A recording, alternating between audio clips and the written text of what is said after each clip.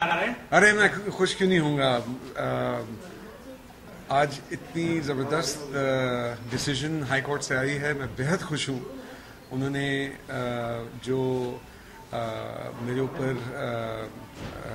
एक बार लगाने की कोशिश की थी बाहर जाने के लिए, उन्होंने वो हटा दिए। अब मैं ऊपर वाले के फजल से मैं आज़ाद हूँ और मैं जा सकता हूँ और वापस भी आ सकता हूँ बिना किसी प्रॉब्लम के। और मैं हाई कोर्ट का बेहद शुक्रगुजार हूँ। उन्होंने सब आर्ग्यूमेंट्स को मद्देनज़र रखते हुए उन्होंने ये फ़ैसला किया। मैं अब बेहद बेहद शुक्रगुजार हूँ, क्योंकि हकीकत ये है कि मुंबई मेरी कर्म भूमि है। तो मेरा बाहर जाना तो मेरा, आप समझ लीजिए कि मेरा रिस्क इसमें शामिल है। मैं अपने लिसनर्स को जाके परफॉर्म करता हूँ उनके आगे, अपनी ऑडियंसेस के साथ परफॉर्म करता हूँ और अपना संगीत जो है अपने फैंस तक मैं ले जाने की कोशिश करता हूँ। और वो पूरा करके फिर मैं वापस अपने घर आ जाता हूँ मुंबई।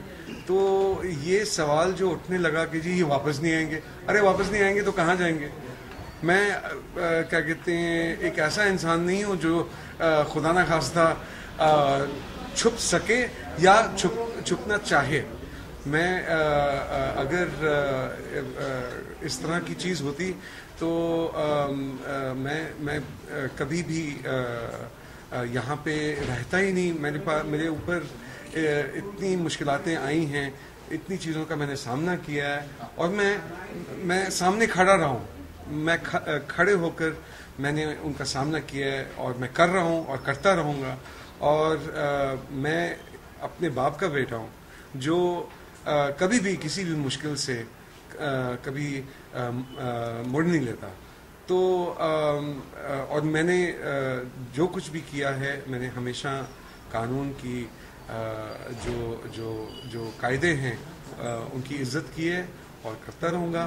और बस मैं बेहद खुश हूँ। अच्छा अल्लाह जी, ये जो लेकिन पूरा वाकया हुआ उससे आपको लग रहा है आपकी जो क्रिएटिविटी थी उस पर भी थोड़ा असर हुआ, ये जो पूरा माजरा था और आप एकदम मतलब नहीं, देखिए बात ये कि आप पर डिपेंड करता है कि जब आपके ऊपर एक मुश्किल आती है कि आप उस मुश्किल को किस तरह से हैंडल करें। बात यह है कि कुछ लोग जो हैं वो एक कोने में बैठ के बस हाय हाय करते हैं। मैं उनमें से नहीं हूँ। मैंने हमेशा मुश्किल को आंखों में आंखें डालकर मैंने देखा है और सामना किया है। और अल्लाह कभी भी किसी को मुसीबत में ना डाले। मैं सिर्फ जो भी लोग हैं जिन्होंने इस तरह की चीज़ें करने की कोशिश की है, मैंने ना पहले ना आज उनकी तरफ कोई गलत चीज़ कहूँगा। मैं सिर्फ ये कहूँगा कि भाई अमन के साथ हमको रहना चाहिए और क्या कहते हैं, अगर कोई प्रॉब्लम्स हैं उनको एक बाइज़्ज़त तरीके से, एक सिविलाइज्ड तरीके से, उसको प्यार मोहब्बत से उनको निपटाना चाहिए। इस तरह से किसी के आगे बढ़ने पे रुकावटें डालनी सिर्फ मुसीबत पहुंचाने के नीयत के साथ, इससे किसी को फ़ायदा नहीं होगा। अगर मैं नहीं जाता, अगर मैं बाहर नहीं जाता तो ठीक है, मैं नहीं जाता, मेरे जो हज़ारों ऑडियंस हैं वो मायूस होते, मैं मायूस होता। आपको क्या खुशी मिलेगी इस बात पे? आपको आपने क्या अचीव किया? बस यही खुशी मिली कि हाँ, हमने उसको जाने नहीं दिया। ये क्या खुशी है? सर क्या दलीलें पेश की थी आपके? सर क्या दलीलें पेश की गई?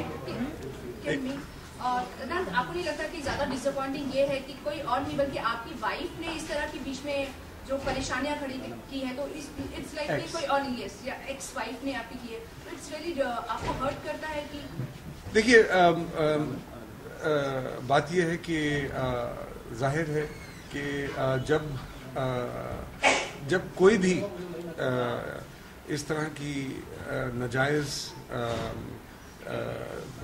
कदम उठाते हैं वो अच्छी बात नहीं होती।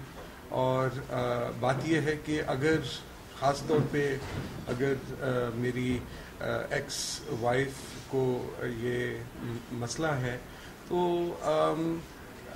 मेरे बाहर अपने काम के सिलसिले में जाने या ना जाने से इस इशू का कोई ताल्लुक नहीं है। तो आप एक ऐसी चीज़ को लेकर पकड़ रहे हैं जिसका कोई ताल्लुक नहीं है आपके झगड़े के साथ, तो जाहिर है ये एक दुख की बात है। मेरी बस दुआ है कि अल्लाह नसीब दे।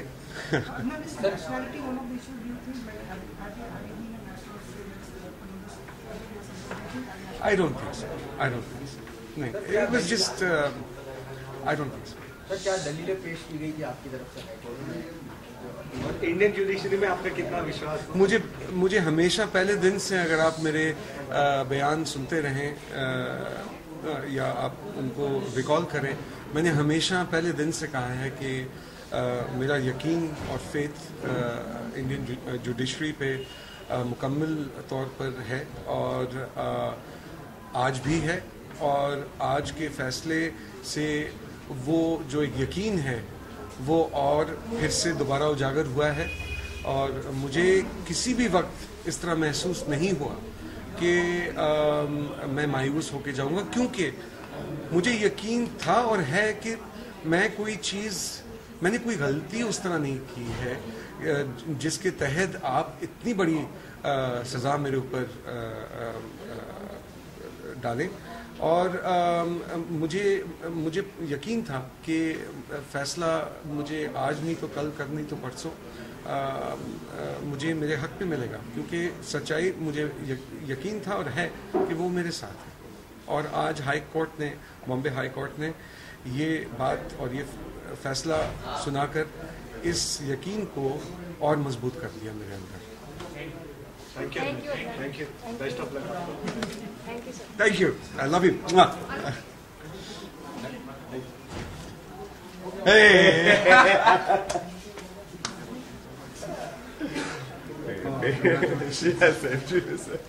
ये बहुत खुश हैं क्योंकि ऑस्ट्रेलिया में इनके साथ आ रहा हूँ।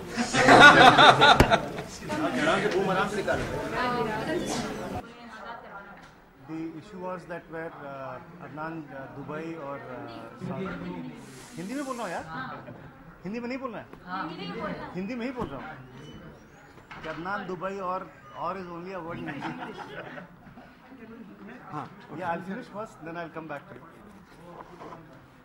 अदनान का आपको मालूम है कि इनका प्रॉब्लम है, मैट्रिमोनियल डिस्प्यूट चल रहा है जिसमें इनकी मुहतरमा ने इनके खिलाफ काफ़ी केस वगैरह, कंप्लेंट्स वगैरह की, जिसमें पासपोर्ट एंड परमिशंस का इशू था। कि जिसमें पासपोर्ट पुलिस के पास था और कोर्ट का आदेश ये था कि जाने के पहले परमिशन लेके फिर जाएं।